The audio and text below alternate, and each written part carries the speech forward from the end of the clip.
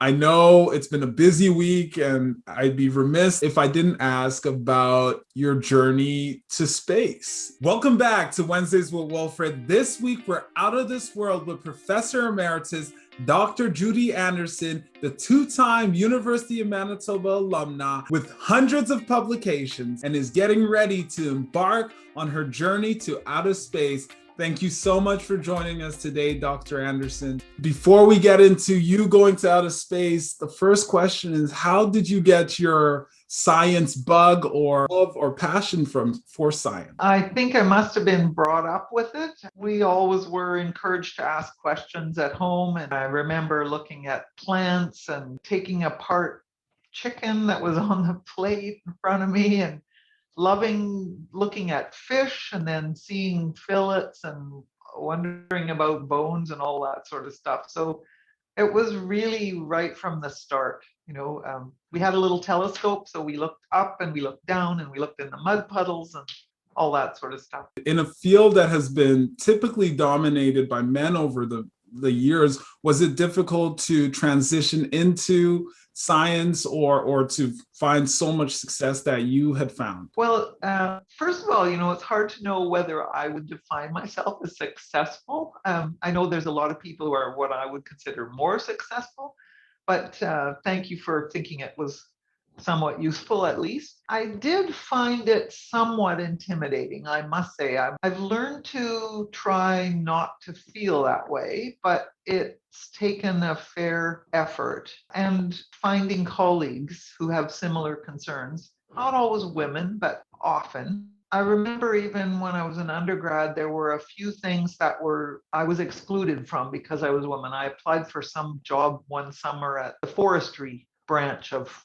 Parks Canada, I think, whatever existed then. And I was told that, I had all the skills necessary, but they didn't take women into the field. Well, I don't think now you could say that. As a prof, I was treated like a student by senior guys. To some extent, when I got into administration later in my career, I think it was still unusual for a woman to be an associate dean in medicine, and then I got to be acting dean for a whole summer. They really couldn't ignore me as acting dean, despite being a woman. And I think they paid attention. And then after that, I think I found my way to feeling that I could use being a woman as something to feel good about rather than having to always justify it. Muscle regeneration. Can you talk a little bit about it for those of us who maybe dropped off at grade 12 biology, chemistry, how you came to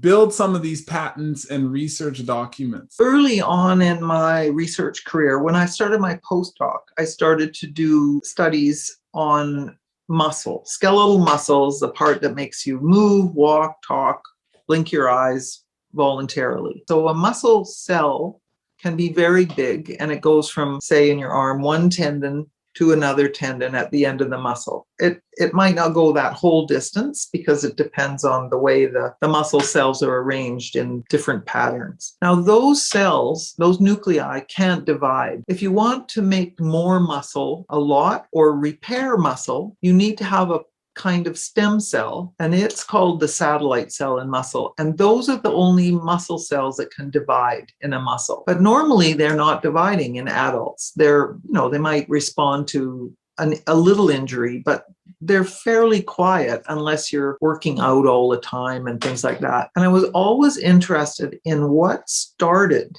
the process of muscle repair. What told those stem cells to wake up? And it turns out that because muscle fibers are always contracting and shortening, that there's a mechanical sensor in the skeleton of that muscle cell. And it activates the release of a gas called nitric oxide. And the satellite cells are right on top of that membrane, and they respond to the nitric oxide. Once you know one of the major elements involved in turning those cells on, then you can think about how to design, say, a drug that might promote the activation of those stem cells. I started to collaborate with some people in pharmacy, and we designed a new drug, and then we tested that. And the patents are various stages of the development of that drug and its proof of concept, more or less, tested on mice that had muscle disease, muscle atrophy,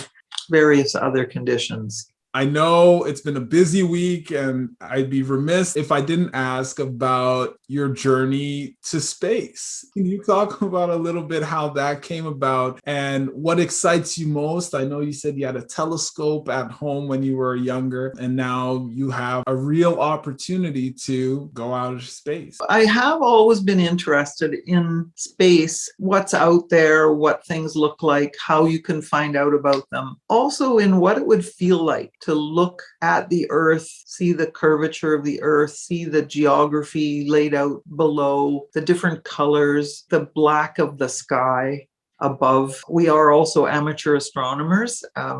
My husband's way more knowledgeable about that than I am. And it also links in with muscle research, because when people go into space for a long time, their muscles atrophy and they can't do enough exercise to prevent that. So I always used to hope that what I discovered in the lab might have an application to space travel. I won't get a chance to test that myself, but I really, really want to feel that what it's like to be weightless. There's very few people who have gotten to be able to do that. Even way fewer have gotten to the moon and so this is an opportunity, that a way to have fun, to explore yourself in a way, to satisfy a dream, to go into space and to actually see the black up there and the curve of the Earth. And everybody talks now about how will it change you? Well, how do I know?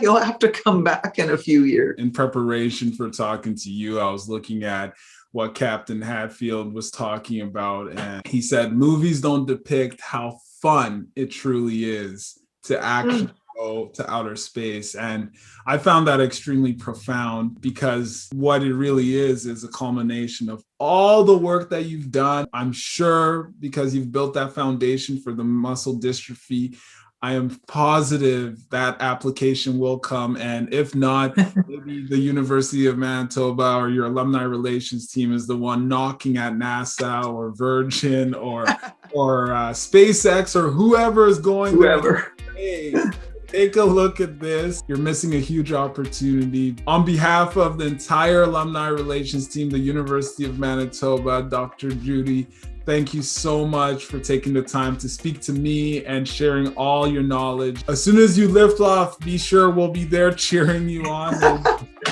And I hope to talk to you soon when you come back. Okay, that's a deal, Wilfred.